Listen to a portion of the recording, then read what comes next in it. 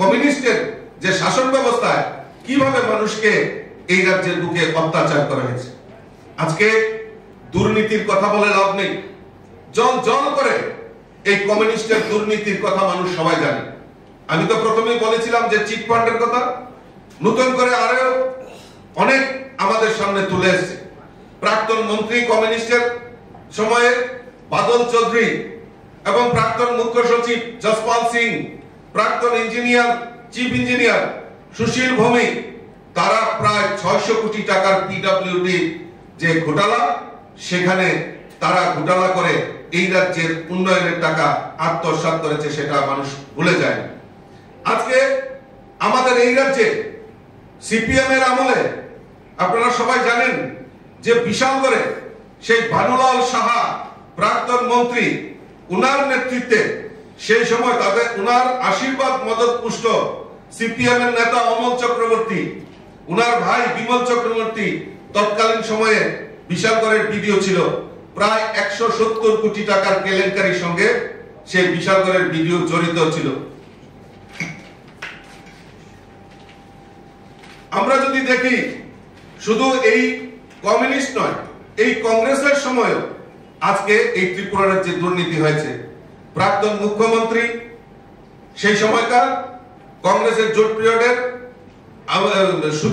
স্বর্গীয় সুধীর রঞ্জন মজুমদার, আর সেই সময় স্বাস্থ্যমন্ত্রী ছিলেন কাশিরাম রিয়া, ওনাদের যোগ সাজসে এমবিবিএস যে আমাদের রাজ্যের ছেলে মেয়েদের যেখানে এমবিবিএস পড়ার সেই কেলেঙ্কারি তালিকা ত্রিপুরা রাজ্যের নাম উজ্জ্বল করে সেই সময় হয়েছিল।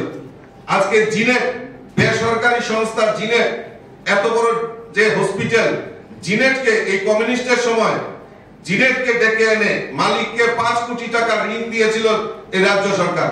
পরে সেই জিনেট এখান থেকে যখন পলায়ন করেন, রাজ্য সরকার সেই ঋণ পরিশোধ করেন এবং তার সঙ্গে কারা কারা জড়িত সেটা বিশদভাবে ত্রিপুরা রাজ্যের মানুষ জানে।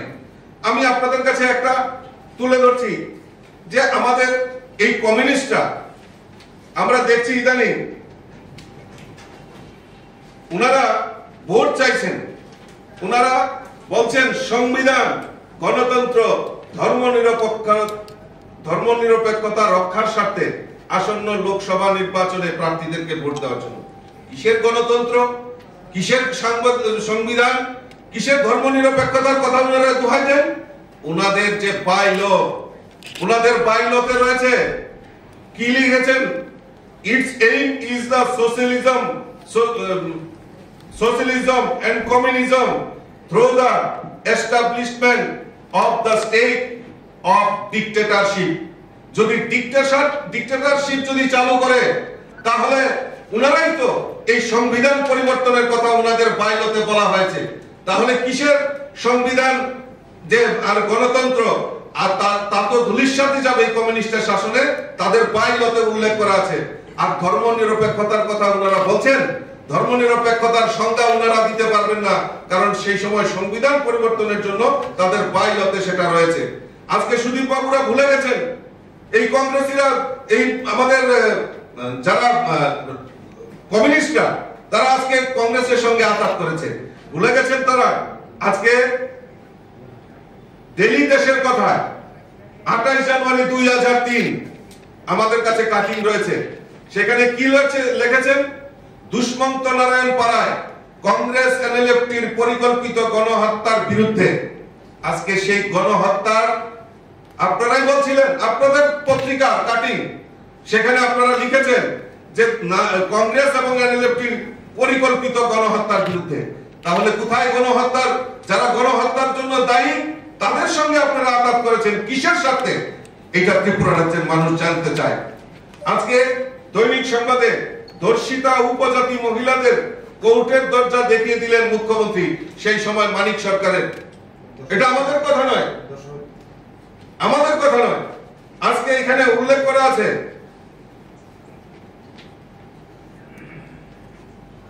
সিপিএম এর নির্বাচনী গাড়ি থেকে অস্ত্র উদ্ধার, দৈনিক সংবাদে। ধৃত প্রার্থীর এজেন্ট, দেহরক্ষী, আটক, ইলেকট্রিক ভোটিং মেশিন। আমরা ত্রিপুরা রাজ্যের মানুষ সেগুলি ভুলে গেছি, আজকে গণতন্ত্রের দোহাই দিচ্ছেন। কাজেই আমি বিশ্বাস করি আমরা যে অভিযোগগুলি রেখেছি তাদের জবাব দেওয়ার, তাদের মুখ রাখার নেই। কংগ্রেস এবং সিপিএম এই রাজ্যের বুকে মানুষকে বিভ্রান্ত করার জন্য রাজনীতি করার প্রয়াস করছে, কারণ তাদের অতীতে তাদের চেহারা যে ছিল সেটা আপনাদের সামনে তুলে ধরেছি। আমার কাছে আরো বহু এভিডেন্স রয়েছে, আমি তুলে ধরবো একে একে করে তাদের সেই নারকীয় যে ঘটনা, সেই ঘটনাগুলি আপনাদের সামনে তুলে ধরবো। আমি আপনাদের কাছে আপনাদের মাধ্যমে সমস্ত রাজ্যবাসীকে আহ্বান করব যে আপনারা জানেন এই রাজ্যের ইতিহাস, যে কংগ্রেসীরা আজকে বিরোধী দল সেই সময় থাকতো, নির্বাচন আসলেই তাদের হঠাৎ করে মনে হতো যে না, ত্রিপুরার যে পরিবর্তন দরকার। মানুষ পরিবর্তনের পক্ষে ছিল, কিন্তু এই কংগ্রেসীরা সিপিএম এর কাছে বিক্রি হয়ে যেত। তাই দিকে দিকে মানুষ কংগ্রেসকে এবং এই কমিউনিস্টদেরকে প্রত্যাখ্যান করে 2018-তে ভারতীয় জনতা পার্টি সরকার এনেছে এবং 2023-এও পুনরায় ভারতীয় জনতা পার্টি সরকারকে ত্রিপুরা রাজ্যে প্রতিষ্ঠা করেছে। এবং সেই প্রতিষ্ঠা লগ্ন থেকে ভারতীয় জনতা পার্টি মানুষের, সমাজের প্রত্যেকটা অংশের মানুষের জন্য কাজ করছে। আর আমি দৃঢ় চিত্তে আপনাদের মাধ্যমে সমস্ত রাজ্যবাসীকে আহ্বান করব যে এই অশুভ আতাত, এই অশুভ যে জোট কংগ্রেস সিপিএম কে, তাদের প্রায়শ্চিত্ত করার সুযোগ দিতে হবে, তাদেরকে প্রায়শ্চিত্ত করতে হবে। এই ত্রিপুরা রাজ্যের মানুষের কাছে, সকলের কাছে ক্ষমা চাইতে হবে তারা কিসের সাথে, কাদের সাথে আজকে এই অশুভ আতাত করেছে। আগামী লোকসভা নির্বাচনে আমাদের পূর্ব এবং পশ্চিম আসনে প্রার্থীদেরকে বিপুল ভোটে জয় করার জন্য আমি আহ্বান রাখছি এবং তখনই তাদের প্রতি এই কংগ্রেস সিপিএম এর হত্যাকাণ্ডের পুরোপুরি দায়ভার এড়িয়ে সুদীপ রায় বর্মন বলছে এই হত্যাকাণ্ডগুলো ওনারা করেননি, ওনারা বলে দেননি এই ধরনের হত্যাকাণ্ড করতে। যারা কর্মীরা রয়েছে তারা নিজেরা লড়াই করেছে, তারা নিজেরা মৃত্যুবরণ করেছে, এখানে নেতৃত্বদের কোনো হাত নেই। দেখুন, এইটাই তো কংগ্রেসের কালচার। আমি প্রথম শুরুতেই বলেছি যে তারা, তাদের কাছে দেশ বড় নয়, দেশকে বিভাজন করো, মানুষকে বিভাজন করো, সেই নীতি নিয়ে কংগ্রেস পরিচালিত। এবং তাদের কাছে নীতি আদর্শ কোনো বড় জিনিস নয়।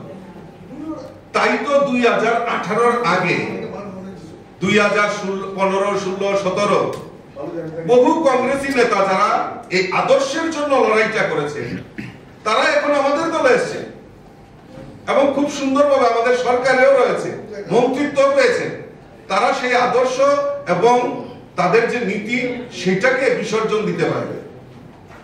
কিভাবে অদ্ভুত বিষয় যে ওনারা বলতে পারেন যে তাদের কাছে কর্মীদের কোনো মূল্যায়ন নেই, তাদের কাছে বড় জিনিস হলো আমার কি উন্নয়ন হয়েছে, ব্যক্তিগত উন্নয়নটা সবচেয়ে বড় জিনিস। তা কাজেই দেখবেন ওনাদের যে রাজনৈতিক অস্তিত্ব, কোন সময় কংগ্রেস, কিছুদিন পর কংগ্রেস ভালো লাগে না, কারণ এখানে স্বার্থ উদ্ধারণ।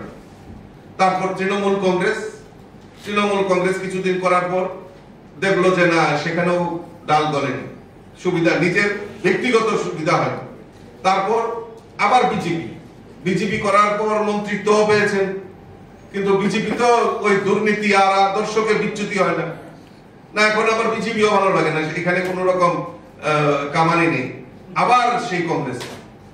তো কংগ্রেসে চলে যাওয়ার পর এখন দেখলেন যে না, পাওয়ার দরকার, তো পাওয়ারের জন্য যে সিপিএম কে হাতিয়ার করতে হবে, হাতিয়ার সিপিএম এর হয়ে গেছে। তো তাদের রাজনৈতিক অস্তিত্ব, তাদের রাজনৈতিক ভবিষ্যৎ কি রয়েছে, তাদের গ্যারান্টি কি নেবে?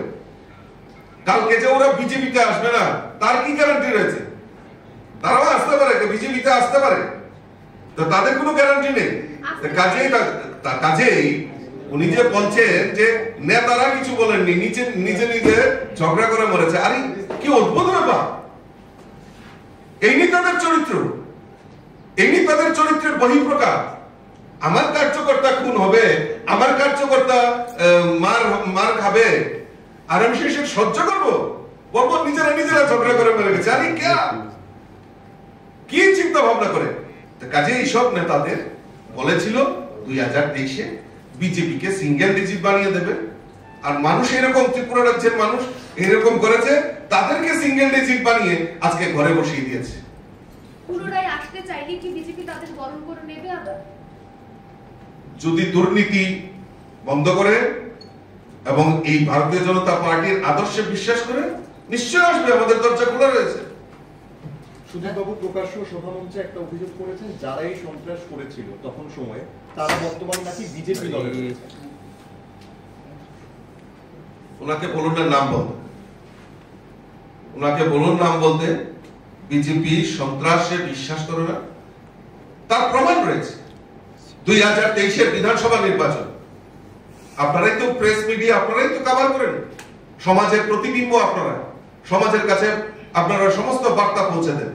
আপনারা বলুন তো যে 2023-এর বিধানসভা নির্বাচন একটাও রাজনৈতিক খুন, রাজনৈতিক সন্ত্রাস হয়েছে কিনা? এবং নির্বাচনের পরেও এই ত্রিপুরা রাজ্যে কোনো জায়গায় রাজনৈতিক সন্ত্রাস কোনো জায়গায় হয়নি, এখন পর্যন্ত না, টিল না। ভারতীয় জনতা পার্টি সন্ত্রাসে বিশ্বাস করে না, এবং যদি সন্ত্রাসী আসেও, ভারতীয় জনতা পার্টি এমন জিনিস যে সমস্ত কিছু ভুলে, দুর্নীতি, সন্ত্রাস সমস্ত কিছু ভুলে ভারতীয় জনতা পার্টিতে সামিল হয়, আর মূল একটাই লক্ষ্য থাকে, মানুষের জন্য কাজ করা। নমস্কার।